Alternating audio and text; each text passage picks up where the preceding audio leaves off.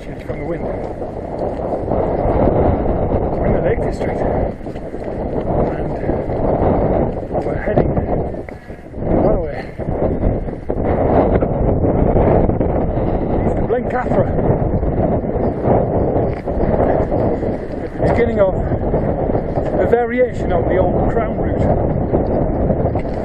With Lizzie friend.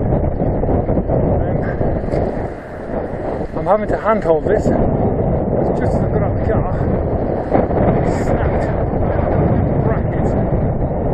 So now the camera onto the wall. Don't have anything to be paired with. So here we are in the lovely Lake District. The weather at the minute is looking, the best described as changeable, I would think. Forecast is changeable. Potential showers potentially could turn into one big mass of wetness. So we'll just have to see. So the plan is to get up to Blencathra, hopefully before it gets dark tonight, and then find somewhere to camp, and then tomorrow we'll continue on the old Crown route, which will take us out across the Northern Fells to Skiddaw, and then back around to the start of our walk at Mungrysdale. So it's all very exciting at the minute. It's my first Lake District wild camp, and I can't blooming wait. So I'll speak to you all in a bit, because my arm's getting tired now. Hello. Well, what a night it has turned out to be. I'll show you where we are firstly. We are Scales Town at the foot of Blencathra. A sharp edge there. And then the cobblestone of Blencathra Saddleback, as it's commonly known. That's the route that I'll be taking tomorrow. Depending on weather, I think Dean and Andy are going to go that way. I'm not going that way. I tried that way once, didn't like it. Scary stuff. So, what's happened this evening? Oh dear me, lots. We pitched camp.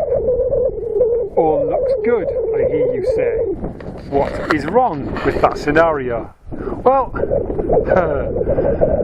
my tent, I'm struggling to pitch this mini peak in the wind. It's buckling in the wind really bad. And we were trying to find a solution as to how to put it right.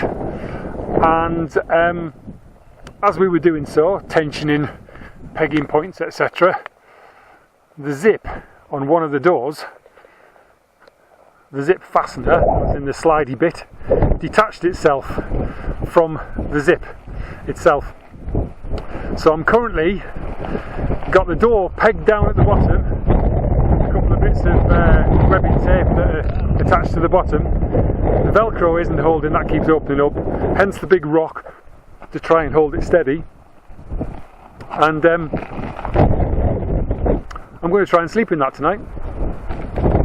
Dean's having a problem with his tent. I think he's got a dodgy pole. Who misses. So yeah, and then I've just made myself a cup of coffee and managed to spill it all down my front. In fairness, I spilt it because the peg flew out of the makeshift door fastening, and in my haste to try and grab it, I threw a scalding hot cup of coffee all over my legs. Luckily, I've got my waterproofs on still, so it wasn't a major disaster. But yeah, and I also have my camera in my hand, but this is still working, so I think it's alright. I did get coffee all over it, but I think I saved it in time. So, not much else can go wrong tonight, can it?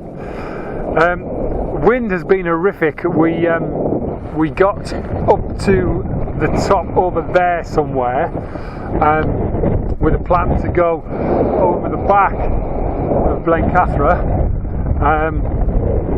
and we got caught in an almighty hailstorm.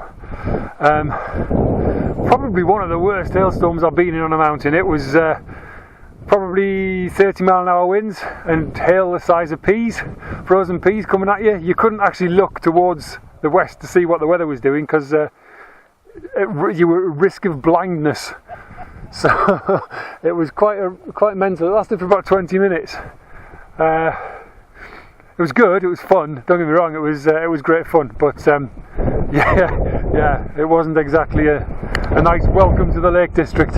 So I'm going to try and make myself another cup of coffee and maybe cook some food and hopefully get some sleep later. Darkness is coming in. What time is it now? It's nearly quarter to 8. Quarter to 9 nearly, is it? Yeah, quarter to 9. Blimey. So yeah, I'll just come down and show you the time. It's quite choppy down here tonight. I've had some almost some breakers earlier on when the wind was really gusting.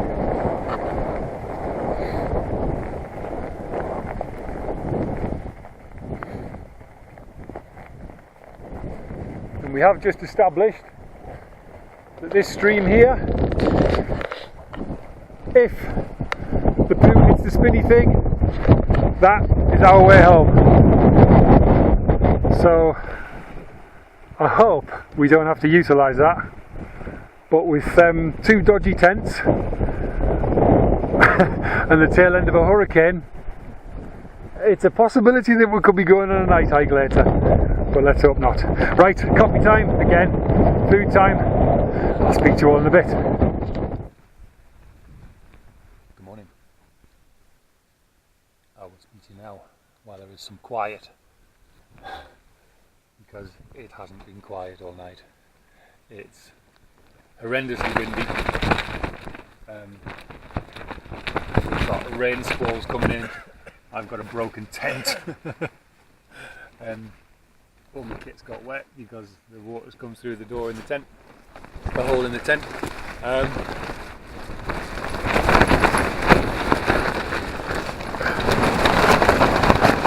And that's pretty much how it's been all night.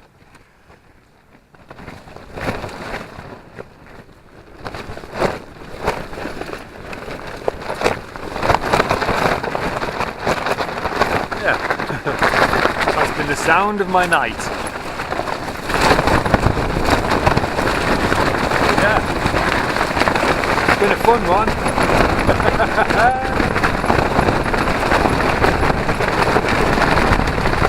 Just having some porridge.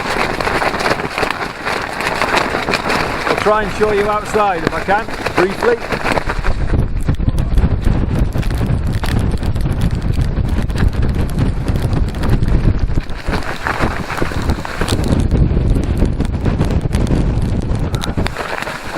Don't want to stay out there for too long. So yeah, I've washed all of the lens now. You're white. Yeah, so, not a pleasant morning, not a pleasant night. I need to repeg my door, and I need to eat the rest of my porridge and tidy up this soggy wet tin. Oh, come to the lakes, they said, it'll be fun, they said. Anyway, catch you all later, bye bye. Just looking back down onto where we camped last night, which was just there. Looks really calm from up here, but it really wasn't last night. We're going to lose it in a second because we're walking into that. So I think this is the last of our views for a while. Some peeps walking over the ridge there towards us, looking glorious over Penrith, but not so pleasant where we're going.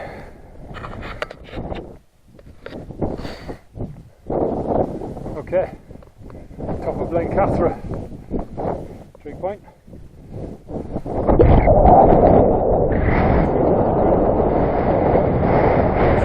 Sorry about the wind. Yeah, as I say, not much in the way of views. Looking down onto Ball's Fell Ridge, which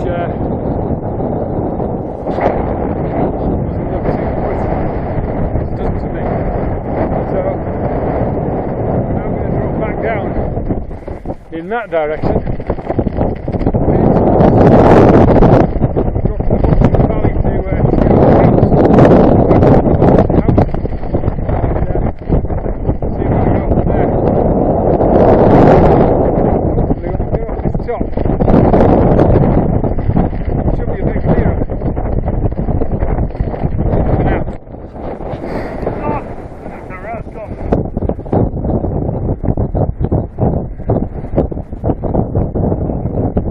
Is traditional with the Lake District.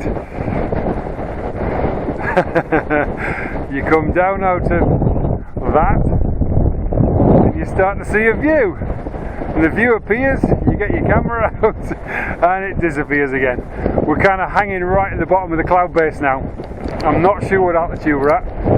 I can't be bothered to get the map out because it's too wet and too windy. But we are descending, and we did have a view. Honestly, we could see not one but two lakes and a small tarn. Can't remember which lakes they are right now. Dean's like the encyclopedia of mountains. Derwentwater was in front and Ullswater was to our left. But you'll have to take my word for it, unless this cloud buggers off in the next 5 seconds. And it's not going to, is it? Oh well, we'll try again in a bit. Now have the view back. Dean's actually just corrected himself and said this one's Thirlmere in front. I'll take his word for it. I've only been coming here since I was a kid and I still don't know what's what. And then we've got Ullswater drifting away with the Helvellyn Massif up sort of dead centre in the lens now, I think. So the cloud is still barrelling through, but it keeps lifting, and it's certainly sun dappled down there, looking very pleasant indeed. But looking at the surface of the lake, it doesn't appear that the wind is going to lessen any. But hey, there's your typical Lake District view. By yecking it gorgeous. Anyway, onwards. So that's Skiddaw House Youth Hostel. We just stopped and had a bit of a brew break over there. We've decided to give Skiddaw a miss. I mean, the weather's filthy. Search and rescue helicopters just landed over there. Currently debating whether we camp for another night or whether we just make a beeline for the car and head back. Weather's looking grotty again. As I said, my tent has got a broken zip on one of the doors. Walk with me for a while. Dean's tent's broken a zip as well, I think. And I think he said he's got a dodgy tent pole. So we're thinking maybe discretion's a better part of valour, and we might just head for home. Just wondering if that helicopter's going to pop up again. So we'll see. We're undecided yet. We're just heading back towards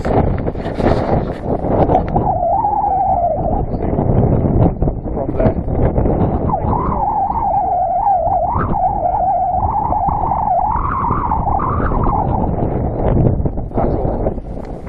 So I shall probably speak to you again, because it'd be rude just not to say goodbye, wouldn't it? So, bye for now. Right, I'll leave you with a parting view of the river in flood. We're packing up, we're heading for the car, we're going home. Decision has been made. Yeah, we're really close to the car now, and to find somewhere to camp would be quite tricky, because we'd have to kill sort of 4 hours before it'd be safe to pitch. So decision's made, we're going home. So it hasn't been quite as long as we thought it was going to be, but it's been pretty amazing. Sky over there is looking lovely, but looking back to where we've been is quite grim. So we're heading for home, and heading for home with happy smiles. So if you have watched this, thank you very much. I am hopefully got another trip planned, as long as I can get my tent fixed. But for the meantime, I'll say bye bye for now.